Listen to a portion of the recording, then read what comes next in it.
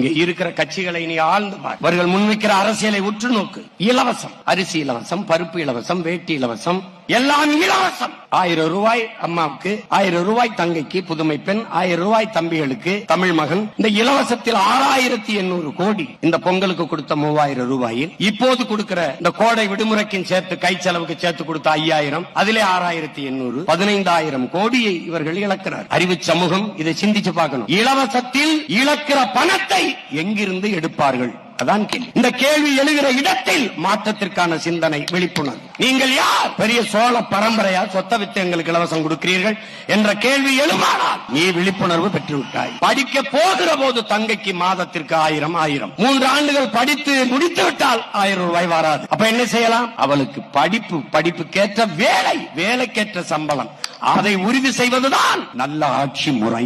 அந்த ஆட்சியை உருவாக்கத்தான் இவ்வளவு பேரும் நாங்கள் இங்கே நாம் கூடியிருக்கிறோம் என்பதை புரிந்து கொள்ள வேண்டும்.